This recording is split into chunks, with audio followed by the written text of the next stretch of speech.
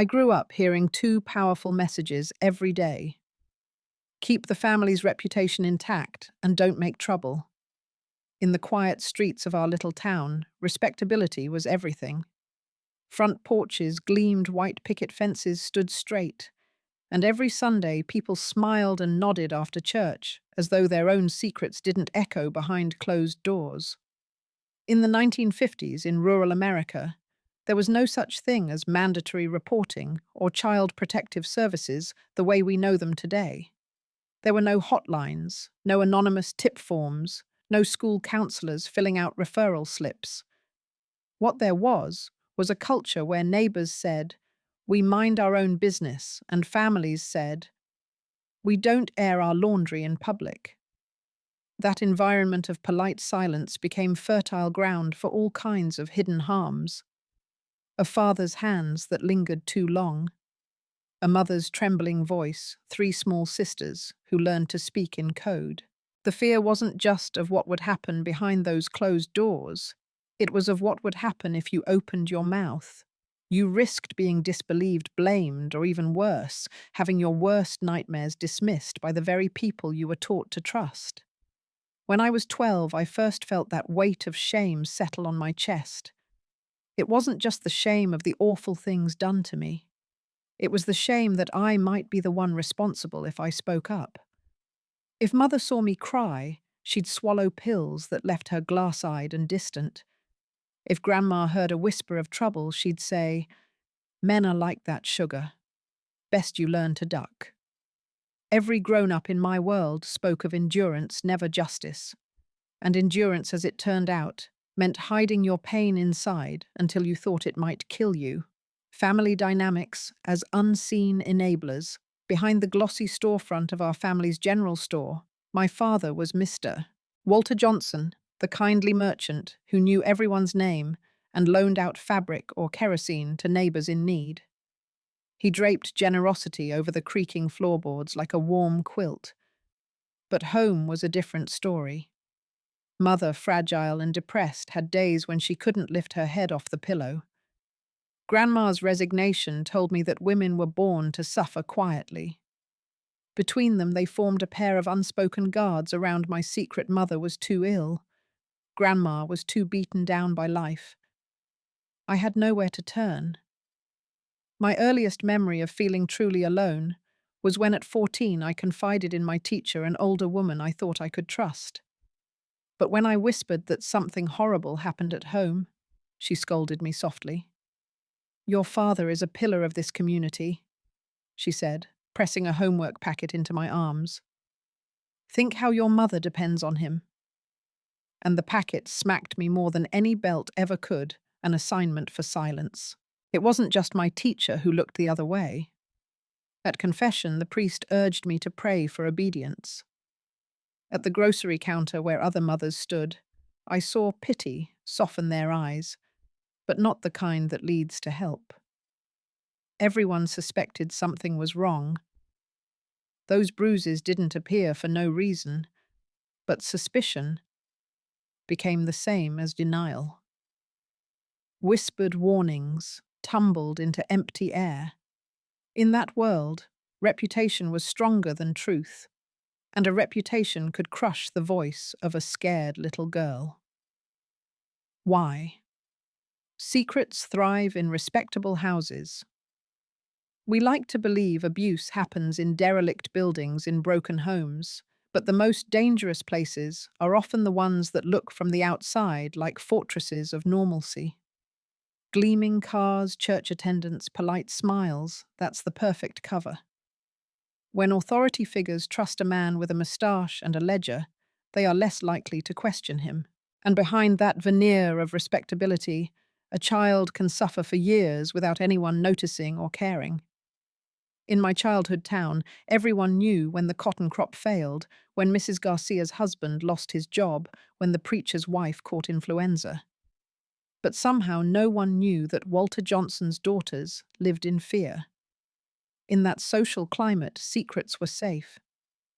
A smithy might whisper marital problems when he saw me flinch at my father's step, but he'd keep forging horseshoes rather than knock on our door. My grandmothers told me if they suspect, they pretend not to. It's the neighborly thing to do. The common pitfall, believing no one will believe you.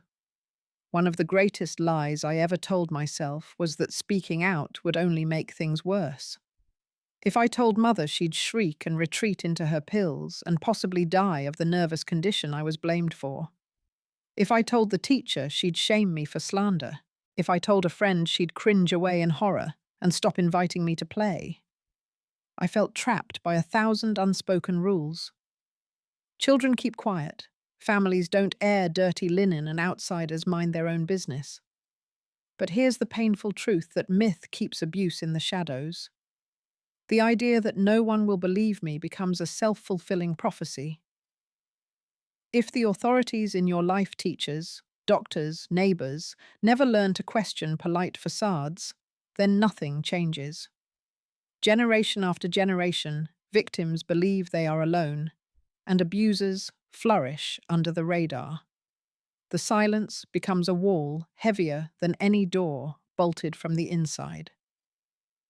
Breaking the silence is the first step to safety.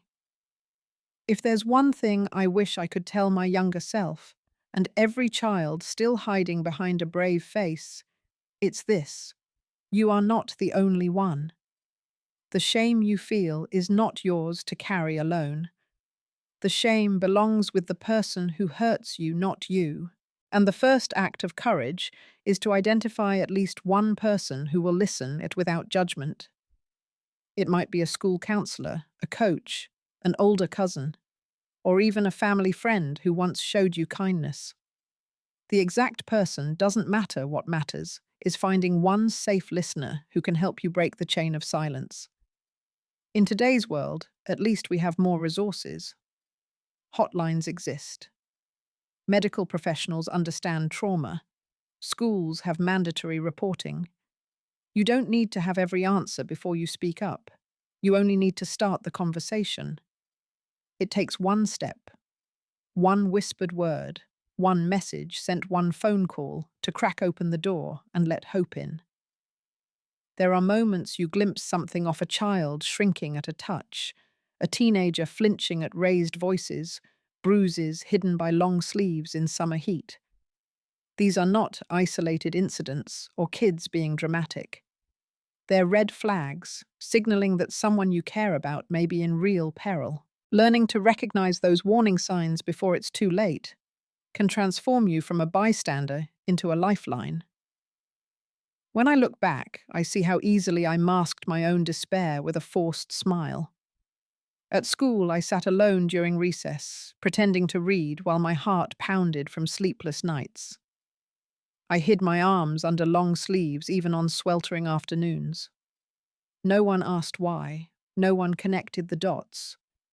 But the bruises, the sudden silence, the hollow gaze, they were all there. Spotting grooming behaviors. Abusers don't announce themselves.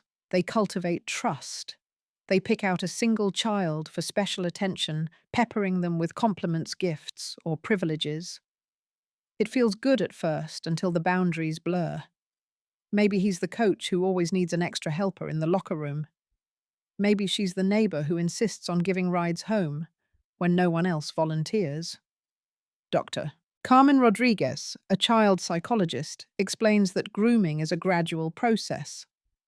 An adult who wants to harm a child will first build emotional connection, then isolate them. They create secrecy with phrases like, "This is our special secret," and erode the child's trust in other adults by telling them no one else would understand you. Those phrases aren't just empty words, they're emotional hooks that keep victims silent. Physical indicators aren't always obvious. We tend to look for black and blue bruises, but not every injury leaves a mark. A child who's been slapped or strangled may only show redness or nothing at all, especially if it happens in private. Instead of fixating on visible wounds, pay attention to behavior: a once chatty child who suddenly clams up, a teenager who avoids changing clothes after gym, a shy preteen who never wants to go on field trips. In one recent case, a middle school girl stopped participating in her favorite dance class. Her mother noticed she'd started wearing leggings under her leotard, claiming she was cold, even though the studio was always warm. The mother asked the instructor, who remembered the girl, seemed jumpy whenever the male studio owner touched her shoulder in praise. That mother trusted her gut called CPS and discovered her daughter had been molested. It wasn't the bruise that saved her. It was the pattern of small evasions and excuses that finally added up. Emotional and academic changes. Victims of abuse often struggle at school. You might notice a sharp drop in grades, frequent absences with vague excuses, or an inability to concentrate. Anxiety and depression can manifest as irritability, nightmares, or sudden fatigue. Sometimes children go to the nurse's office complaining of stomach aches or headaches because the body knows how to express distress, even when words can't. A 2019 survey of teachers in Texas found that 72% had encountered a student exhibiting these signs, but only 18% felt confident reporting it. Many feared getting it wrong, provoking family anger or facing legal repercussions. Yet the common mistake is inaction, assuming maybe I misunderstood, rather than erring on the side of caution. The truth is, speaking up is what keeps children safe, even if you turn out to be mistaken. Expert insight. Trauma in siblings. Dr. Rodriguez also reminds us that siblings share a home environment. One child may be the primary target, but the ripple effects touch the others. She's seen girls develop hypervigilance, constantly scanning for danger, even if they themselves aren't physically harmed. They internalize guilt. Why didn't I stop it? Maybe it's my fault. Attending to one child can protect the whole family. When I watched my sister Betty shrink every time Daddy's car rolled up, I felt the weight of responsibility settle on my shoulders. She didn't cry out, but her silence spoke volumes. If we had known to report those behavioral changes, to consult a school counselor or pediatrician, our lives might have shifted sooner. Instead, we learned to code our language. "I've got a headache" meant danger is near.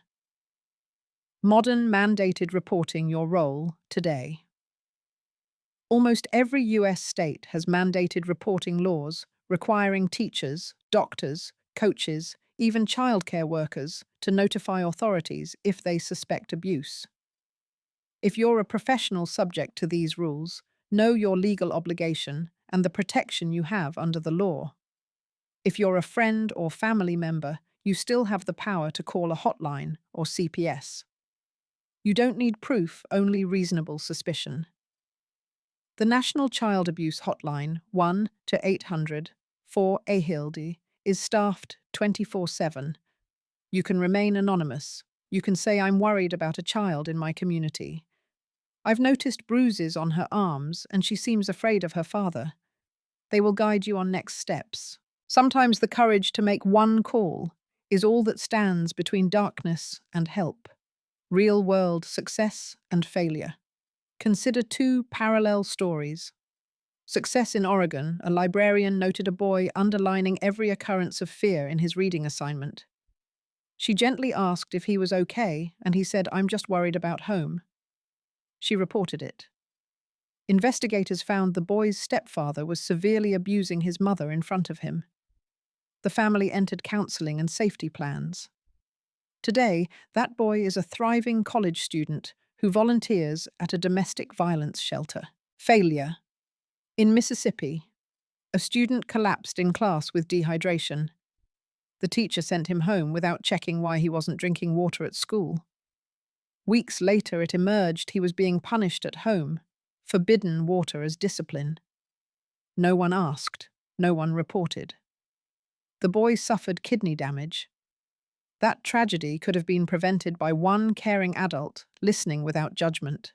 The common mistake. Silence is not neutral. When we choose not to act, we tip the balance in favor of the abuser. Silence is a passive choice that enables further harm. People tell themselves, maybe I'm wrong, I don't want to interfere, or someone else will do it. But no one else will unless you do. You are the person within reach, the person who can speak for the voiceless. Equip yourself and others with body safety language. Just as children learn stranger danger, they need clear, age-appropriate vocabulary about body boundaries. Teach them that it's okay to say no to any touch that makes them uncomfortable, even if the person is an adult family friend. Encourage them to name body parts correctly. No euphemisms, so they can describe what happened without embarrassment. Role-play scenarios. Pose gentle questions like, what would you do if Uncle Joe tries to tickle you after you say stop? Help them rehearse the words. Please stop. That makes me uncomfortable. I need to go now. Show them there are trusted adults they can tell. Make a list, teachers, neighbors, cousins, so they know they won't be alone. Building a culture of vigilance. Communities can protect their children by talking openly about boundaries and respect. PTA meetings can include a brief on recognizing abuse. Sports teams can institute 2 adult rules where no adult is ever alone with a child behind closed doors. Houses of worship can train volunteers on mandated reporting. When we normalize these conversations, we rob abusers of their cover. Moving forward. Recognizing the warning signs is more than checking boxes. It's about cultivating compassion and curiosity. It's about paying attention to shifts in behavior, asking gentle questions and having the courage to act, even when you fear you might be wrong. Because the alternative, doing nothing, can cost a child her safety, her future, even her life.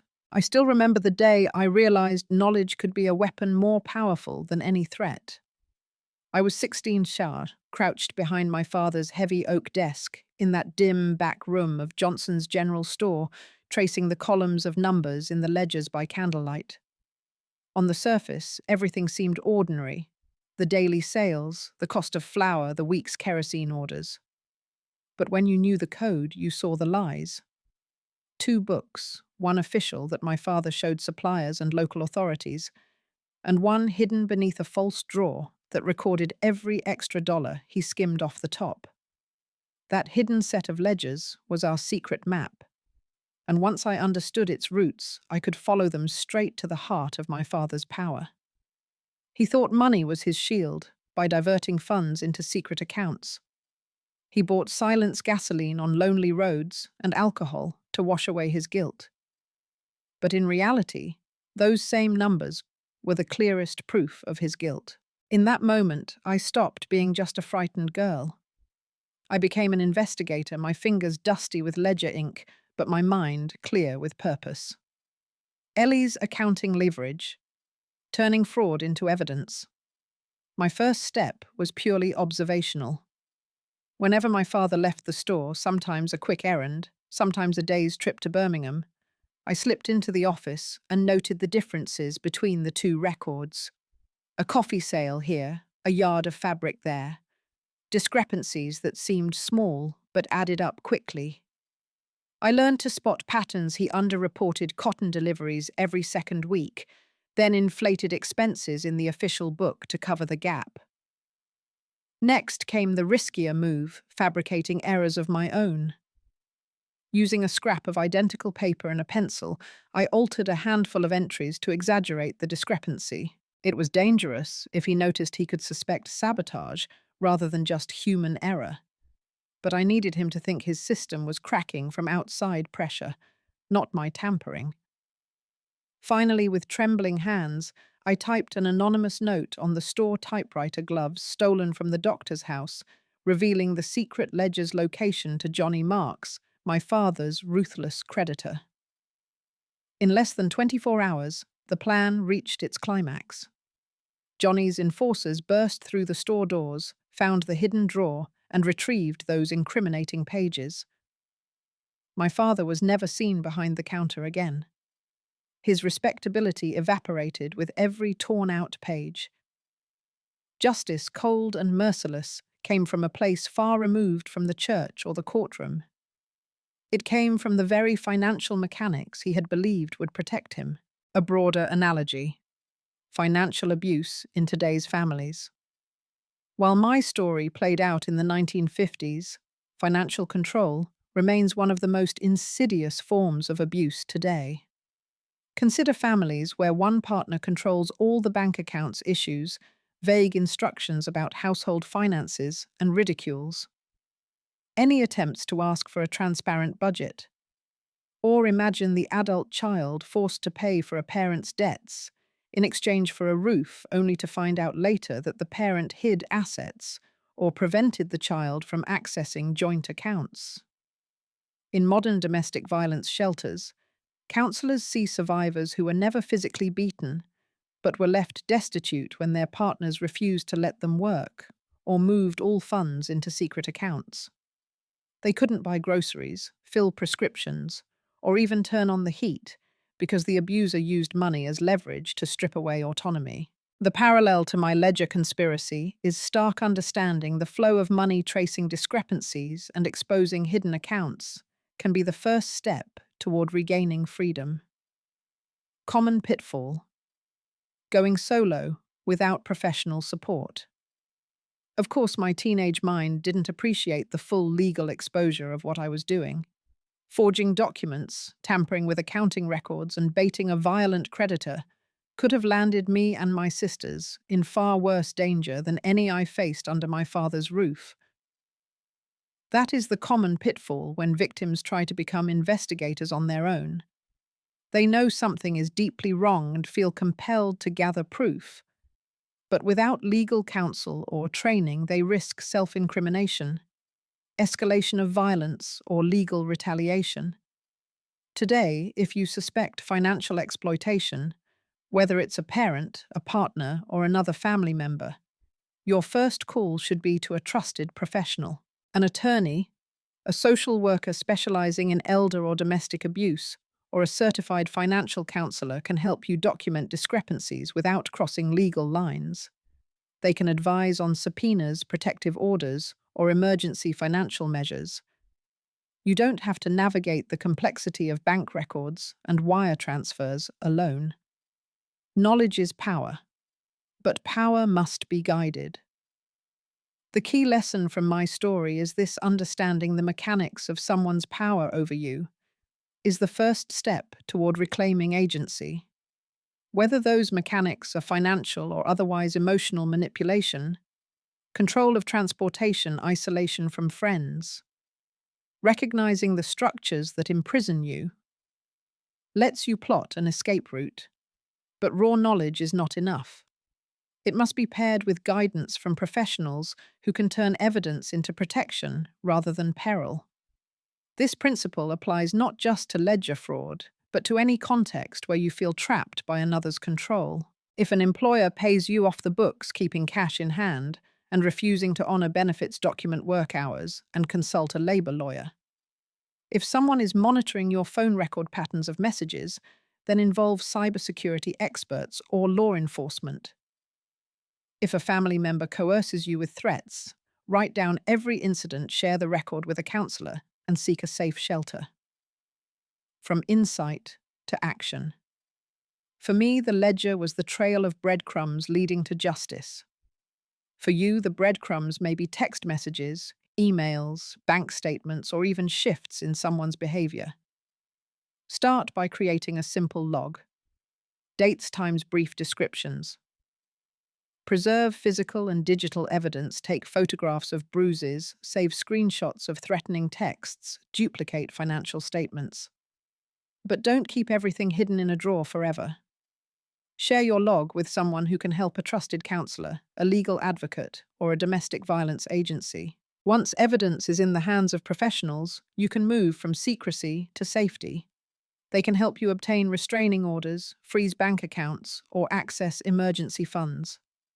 In my case, the ledger pages ignited Johnny Marks's fury, but they also activated a chain reaction that led to my father's downfall. In a modern setting, exposing financial abuse through proper channels can trigger protective measures before violence escalates. When you're living with fear lurking behind every locked door, the idea of leaving can feel impossible. I knew I needed a plan, one that didn't rely on blind luck, but on careful timing trusted allies and quiet signals my sisters and I could count on. In those final months at Johnson's General Store, my days took on a dual rhythm. I worked the counter for my father by daylight and by candlelight. I sketched out our escape step by step until every detail was etched into my mind. Deconstructing Ellie's multi-step plan. Mapping the timeline. We learned early that my father's creditor, Johnny Marks, visited only once every 4 weeks, always on a Thursday afternoon after lunch, but before the store's evening rush. Mrs. Gardner, the cook, overheard Johnny's son mention it while dropping off biscuits, and she quietly told me, "He'll be here next week, same time." That window was our golden hour, the exact slot when all eyes would be on Johnny and his 2 burly enforcers, not on 3 girls slipping out the back door. Forging documents and planting evidence. Having studied the ledgers, I produced the final touches on the counterfeit receipts and deposit slips, then placed them in the hidden drawer and on the desktop just where Johnny would expect to find them. Gloves kept my fingerprints off the typewriter key. An old ribbon ensured the ink matched the original entries. I practiced slipping the forged letter into Bud Mason's pocket, a quick accidental drop as he turned to leave so it would reach Johnny unseen. Coordinating with Mrs. Gardner. Mrs. Gardner was more than a cook in an apron. She was our battlefield ally. During Johnny's visit, she'd pull my father aside under the pretense of a dinner-tasting emergency. "Walter, you've got to try this new cornbread recipe before Mrs. Crawley arrives." While he focused on her in the kitchen, I'd slip behind the counter, unbolt the back door, and nudge my sisters now. Her practice of humming an extra bar of a hymn she'd learned in childhood masked the click of the latch. Coded communication with my sisters. Betty and Sarah and I developed a simple code.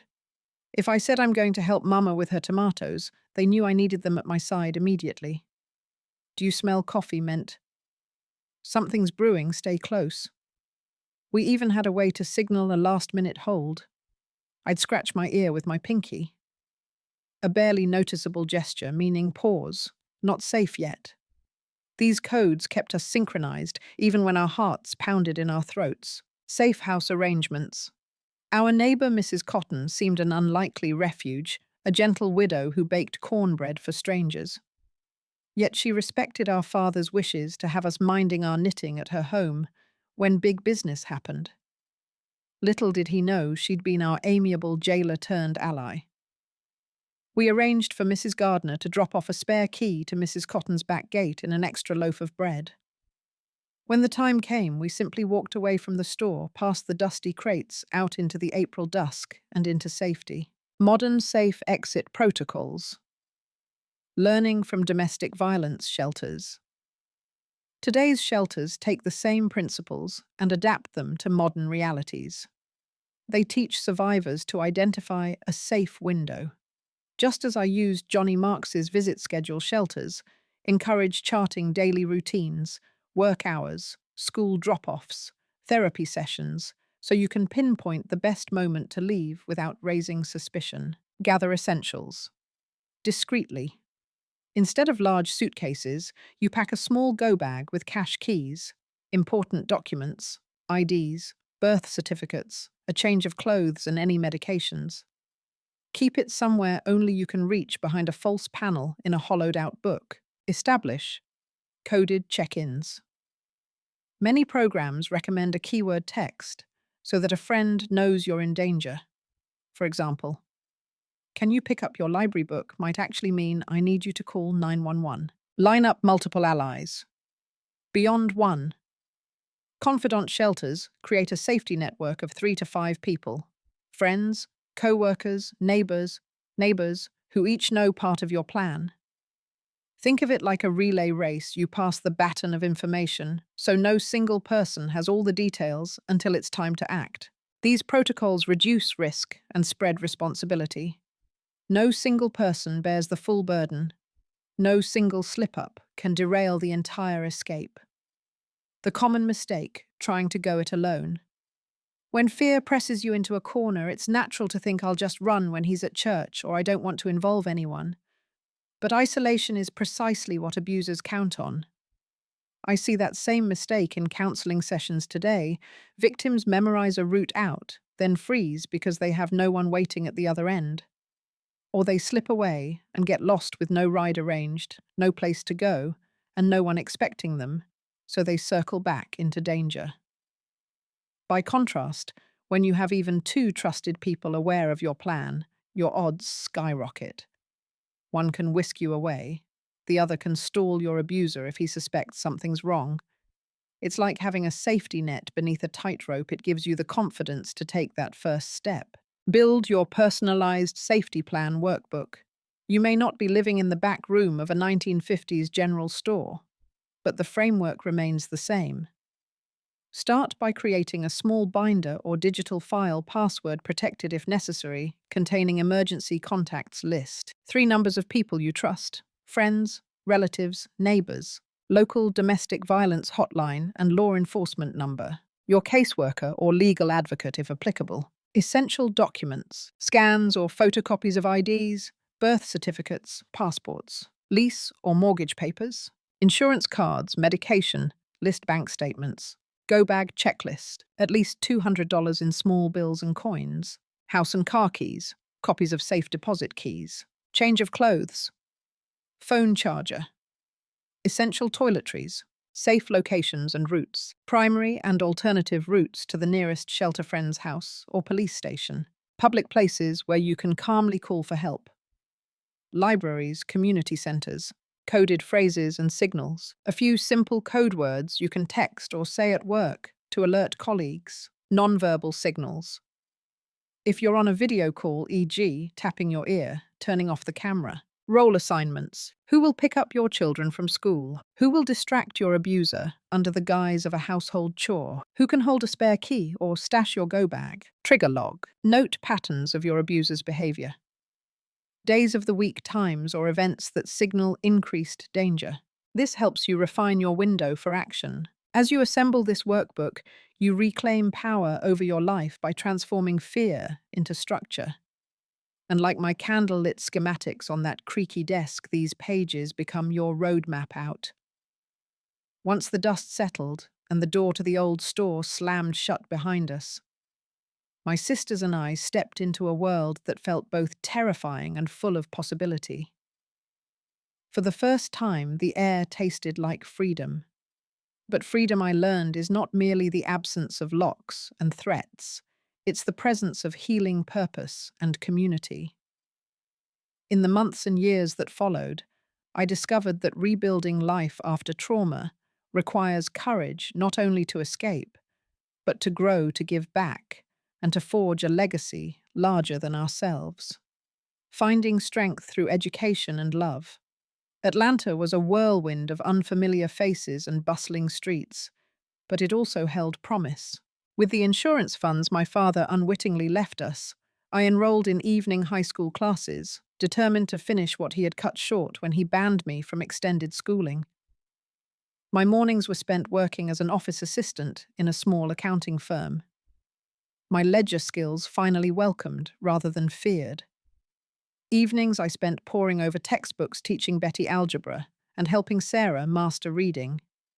It was in those classrooms that I met Thomas, a volunteer math tutor whose gentle patience felt like a balm on my frayed nerves.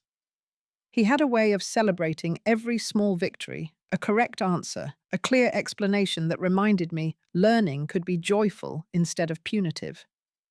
Over cups of lukewarm cafeteria coffee, I found myself laughing at his corny math puns and sharing pieces of my story piece by piece. He never pressed for details, only for honesty, and that honesty taught me to trust again. By the time I graduated high school at 28, I understood something profound. Knowledge is more than power. It's a path to healing. Each math problem solved, each essay written, chipped away at the lingering shame. I went on to earn a teaching certificate and soon after a degree in education. Standing at the front of my first classroom as Ms. Johnson, I felt the electricity of possibility, not just for me, but for every child who might need someone to believe in them. From tutoring porch to New Dawn Centre. My first after-school tutoring sessions took place on my tiny porch, where a handful of neighbourhood children drifted in looking for help with homework. We called it Porch University, and I quickly realised that many of these youngsters had no quiet place at home to study some faced food insecurity, and a few bore the invisible scars of abuse. I brought extra snacks, gentle corrections, and a promise. Here you are safe and you can learn. Word spread through hushed parent-teacher conferences and church bulletins. As more children showed up, I converted my living room corner into a mini library, and then, with Thomas's support, rented a small storefront adjacent to our house. Those early days were lean. Thomas worked afternoons at a private school. I balanced grading papers with grant applications, but each dollar stretched through inches of copier paper and bushels of donated books. By 1975, we officially incorporated as the New Dawn Centre. Our mission was simple: provide academic tutoring, emotional support, and temporary shelter to girls at risk of abuse. We opened 2 small rooms upstairs for emergency stays, just long enough for social services to intervene, or for the family situation to stabilize. I remember the first girl who slept under our roof, 9 years old, clutching a tattered doll eyes wide with mistrust. That night, I sat by her side until she nodded off, and in the morning, her soft "Thank you, Miss Ellie" felt like a benediction. Sustaining growth. Funding challenges and community. Growing a non-profit is never a straight line. We faced funding shortfalls, zoning battles, and the skepticism of those who thought 3 women in a house could never solve complex social problems. But every setback galvanized our resolve. We learned to diversify our funding: small private donors, church collections, local business sponsorships, and eventually state and federal grants. We held bake sales, benefit concerts, and a now legendary Run for the Dawn 5K that still draws hundreds each spring. Staffing posed its own challenges. Trauma work can burn out even the most dedicated soul. We instituted mandatory debriefing sessions, peer support circles, and a policy that every counsellor take at least 1 weekend off each month. It may seem small, but those pauses were lifelines reminding us that self-care is not selfish, it's essential. As the years passed, we expanded into a proper shelter facility, with capacity for 30 girls, added licensed counsellors, and launched vocational training workshops in sewing, culinary arts, and computer literacy. We partnered with local colleges to offer scholarship pipelines for older teens. By the time we moved into our second building in 1985, the New Dawn Centre had become a beacon of hope throughout Georgia. Turning pain into advocacy. Healing for me was never just personal, it was profoundly communal. I testified before the state legislature for stronger child protection laws, sharing anonymized stories of girls who had found safety in our care.